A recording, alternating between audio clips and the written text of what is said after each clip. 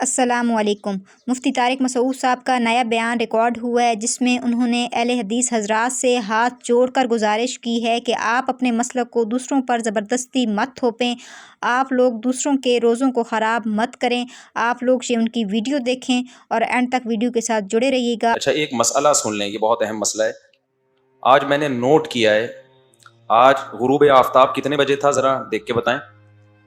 کراچی میں سورج غروب ہونے کا ٹائم تھا 6:47 47، اور اذانیں ہو رہی ہیں 45 پہ۔ دو اذانیں میں نے خود سنی ہیں 45 پہ، یعنی سورج ڈوبنے سے 2 منٹ پہلے۔ میں اہل حدیث حضرات سے ہاتھ جوڑ کے کہتا ہوں، خدا کے لیے، اللہ کا واسطہ، آپ اپنے مسلک کو دوسروں پہ زبردستی مت تھوپیں۔ میں نہیں کہہ رہا یہ سارے اہل حدیث ایسا کرتے ہیں، لیکن جو کرتے ہیں وہ پھر دبا کے کرتے ہیں، وہ کہتے ہیں بس ایسی کی تیسی۔ آپ کیوں لوگوں کے روزے خراب کر رہے ہو؟ آپ کی اگر ایک ذاتی رائے ہے کہ سورج ڈوبنے سے پہلے بھی ٹائم ہو جاتا ہے، تو آپ اپنے چند افراد تک اس کو محدود کیوں نہیں کرتے؟ اپنا مسلک زبردستی دوسروں پہ تھوپتے کیوں ہیں آپ؟ چاروں اماموں کا مذہب ہے، قرآن سے، حدیث سے، اجماع امت سے ثابت ہے کہ سورج جب تک مکمل غروب نہیں ہو جاتا آپ کے لیے افطار حلال نہیں ہے۔ اگر کوئی حدیث ہے اور آپ اس کی تفسیر کر رہے ہیں تو آپ بولیں آپ کی ذاتی رائے ہے، اپنی رائے کو لوگوں پہ مسلط نہیں کیا جاتا۔ سعودی عرب کے بارے میں آپ کا ایٹیٹیوڈ بالکل ڈیفرنٹ ہوتا ہے، یہاں کے بارے میں بالکل ڈیفرنٹ۔ ابھی دیکھو، طالبان نے افغانستان میں پابندی لگا دیا 8 رکعت پڑھنے پر، انہوں نے کہا ہوگی تو 20 ہوگی ورنہ نہیں ہوگی۔ اس پہ کتنے نیگیٹو کمنٹس آ رہے ہیں۔ یہی کام سعودیہ نے بھی تو کیا ہے، 20 پڑھنے پر پابندی لگائی ہے۔ اب جو 1400 سال سے سعودی عرب میں ہو رہا تھا، اس پہ سعودیہ نے پابندی لگا دی، اس پہ ایک لفظ آپ کا سعودیہ کے خلاف نہیں آیا۔ وہ زیادہ بڑا ظلم ہے کہ جو فقہ حنبلی میں بھی ہے، فقہ مالکیہ میں بھی ہے، شافعی میں بھی ہے، حنفیہ، پوری امت کا ایک مسئلہ چلا آ رہا تھا۔ ٹھیک ہے، جو 8 پڑھ رہا ہے وہ 8 پڑھے، جو 20 پڑھ رہا ہے وہ 20 پڑھے، لیکن پابندی تو نہیں بنتی نا۔ سعودیہ میں پابندی لگا دی ہے، 20 پڑھنے کی اجازت نہیں ہے۔ کتنا بڑا ظلم ہے یہ۔ مگر ہمارے اہل حدیث بھائی ایک لفظ نہیں بولیں گے، کہہ رہے ہیں نے قرآن و حدیث کر دیا انہوں نے۔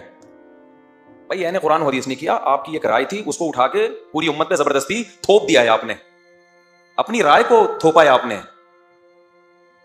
تو یہاں بھی کیا مسئلہ ہے؟ دیکھو ٹائم ابھی ہوا نہیں ہے، کتنے لوگوں کے روزے توڑ رہے ہیں یہ لوگ۔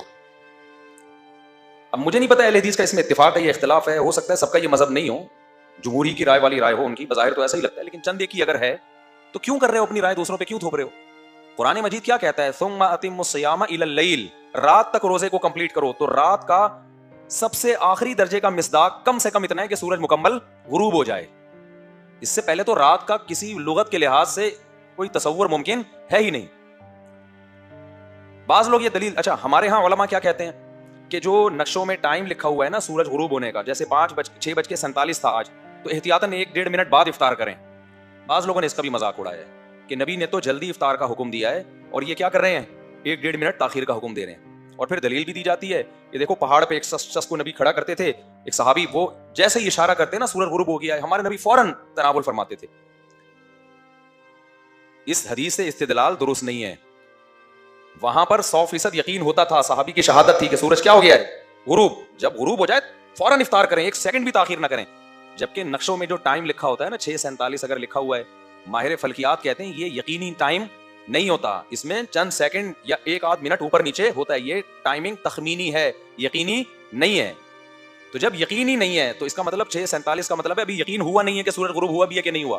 کوئی اگر پہاڑ پہ چڑھ کے اپنی آنکھوں سے دیکھ رہا ہے نا کہ ڈوب گیا ہے، پھر تو فوراً کھا لے وہ، لیکن ہم اپنی آنکھوں سے نہیں دیکھ رہے، ہم نقشہ دیکھ رہے ہیں۔ اب اس میں یقین نہیں ہے کہ غروب ہوا بھی ہے کہ نہیں ہوا، تو اس میں ماہر فلکیات کی بات کا اعتبار ہوگا۔ ہمارے شیخ حضرت مفتی رشید احمد صاحب فلکیات کے بہت ماہر تھے، انہوں نے تو پورے سال کے جہاں بھی آپ دنیا میں ہو نا وہ بتا دیتے تھے۔ لوگ ابھی بھی جامعۃ الرشید بھیجتے ہیں سوال کہ ہم ناروے میں ہیں، یہاں رہتے ہیں، تو آپ بتائیں سورج کے طلوع اور غروب کے اور سحری کے اوقات کے ہیں۔ جامعۃ الرشید بنا کے دے دیتا ہے ان کو چارٹ، فلکیات کے ماہر ہیں جنہوں نے مفتی رشید احمد صاحب سے سیکھا ہے۔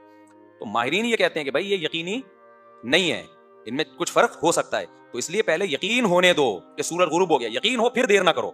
تو ہمارے نبی صلی اللہ علیہ وسلم جب پہاڑ پہ صحابی کو کھڑا کرتے تھے تو وہ بتاتے تھے کہ ڈوب گیا ہے، مطلب یقین ہو گیا نا ان کو، وہ تو اپنی آنکھوں سے دیکھ رہے ہیں، ہم آنکھوں سے نہیں دیکھ رہے ہوتے۔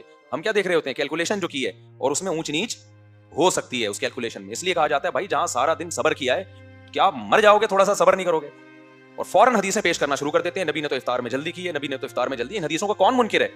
تبھی تو نبی صلی اللہ علیہ وسلم نے فرمایا علم کی بات آگے پہنچاؤ، کیونکہ بہت سے لوگ علم جانتے ہیں سمجھتے نہیں ہیں۔ یہ صحیح حدیث ہے۔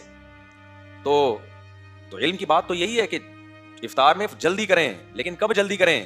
جب 100% یقین ہو جائے کہ سورج غروب ہو گیا ہے۔ ایک مسئلہ۔ دوسرا مسئلہ یہ سمجھ لو اچھی طرح، اسلام نے جو ہمیں احکام دیے ہیں نا، ان میں آسانی بہت ہے, لچک نہیں ہے, یہ ذہن میں رکھو.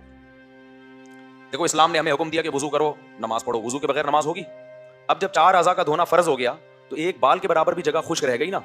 تو آپ یہ نہیں کہہ سکتے کہ اس اللہ کے دین میں اتنی سختی نہیں ہے, میں نے اس شخص سردی میں اٹھا میں اور اتنی مشکل سے میں نے وضو کیا, اب اگر اتنا سا بال میرا خشک رہ گیا ہے تو یار اللہ اتنا تنگ دل نہیں ہے, تنگ نظر نہیں ہے کہ میری نماز ضائع کر دے. نا نا نا نا بھائی, جب اللہ نے کہہ دیا قرآن میں فَاغْسِلُوا وُجُوهَكُمْ وَأَيْدِيَكُمْ إِلَى الْمَرَافِقِ وَامْسَحُوا بِرُؤُوسِكُمْ وَأَرْجُلَكُمْ إِلَى الْكَعْبَيْنِ, چہرہ دھو, ہاتھ دھو, سر کا مسح کرو, پاؤں دھو. تو اب یہ مکمل دھونا پڑے گا. اب اس میں ایک بال کی جگہ بھی خشک رہ گئی نا تو ایسے جیسے پورا وضو ہوا ہی نہیں ہے.